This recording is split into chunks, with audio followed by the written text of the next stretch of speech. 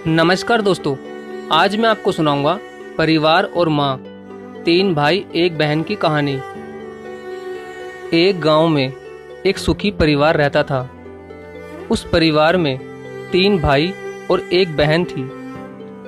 उनके माँ बाप उन चारों से बेहद प्यार करते थे, मगर बीच वाले बेटे से थोड़ा परेशान थे, क्योंकि बड़ा बेटा पढ़ लिख कर डॉक्टर बन गया और छोटा बेटा भी पढ़ लिख कर इंजीनियर बन गया था। मगर उनका बीच वाला बेटा बिल्कुल गंवार और आवारा ही बनकर रह गया।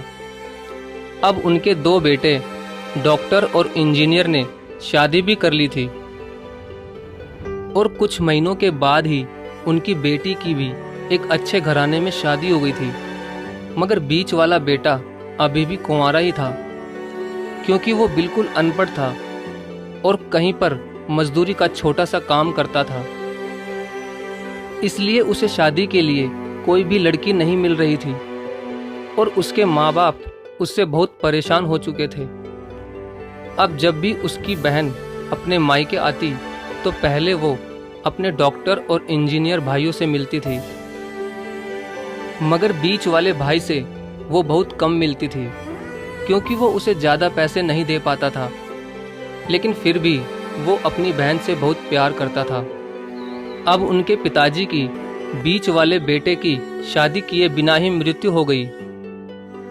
उनकी माँ ने सोचा कहीं अब किसी के मुंह से बंटवारे की बात ना निकले, इसलिए अपने ही गांव की एक सीधी सादी लड़की से अपने गंवार लड़के की शादी करवा दी।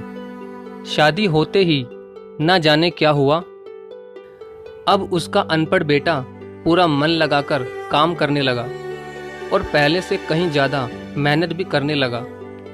अब तो उसे कोई भी दोस्त बुलाने आता तो वो उसे यही कहता था कि भाई, पहले तो मैं जैसे तैसे अकेला कमाकर खा लेता था, मगर अब मेरी शादी हो गई तो मुझे अपनी पत्नी के लिए भी कमाना पड़ता है, और कल को आने वाले बच्चों के लिए भी तो कुछ जोड़ना ही पड़ेगा।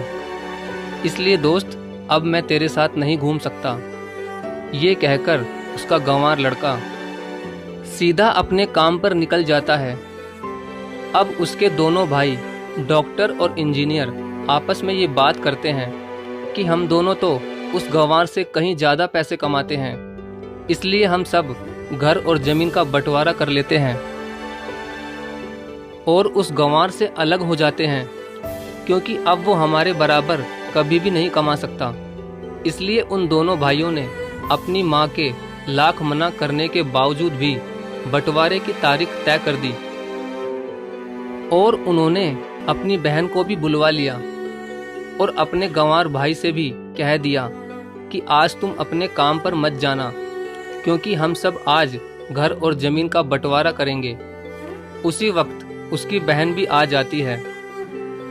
तभी उसका गंवार भाई कहता है कि तुम लोग बंटवारा कर लो, मुझे जो भी देना हो दे देना, मैं शाम को आकर अंगूठा लगा दूंगा।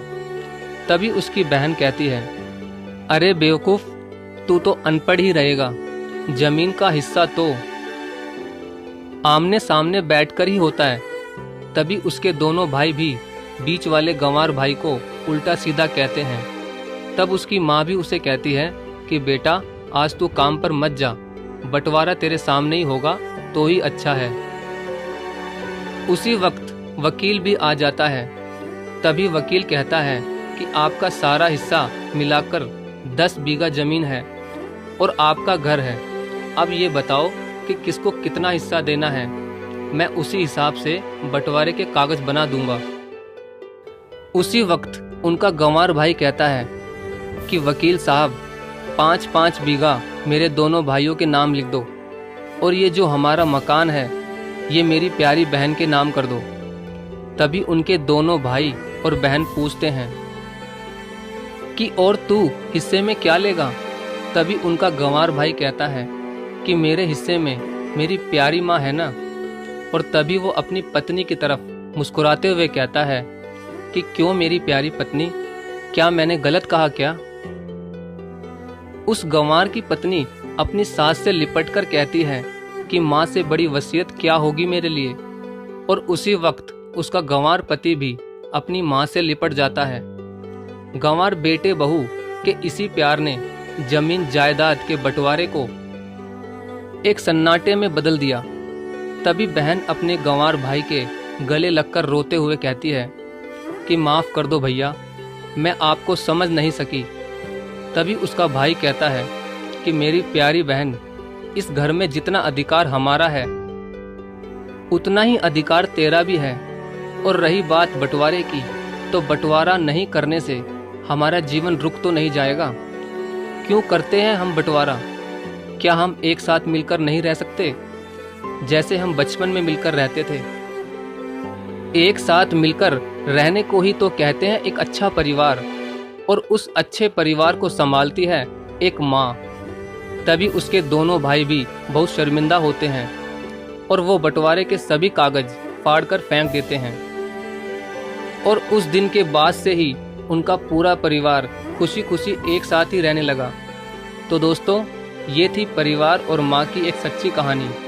अगर आपको वीडियो अच्छी लगी हो तो प्लीज़ वीडियो को लाइक और शेयर ज़रूर करें। धन्यवाद।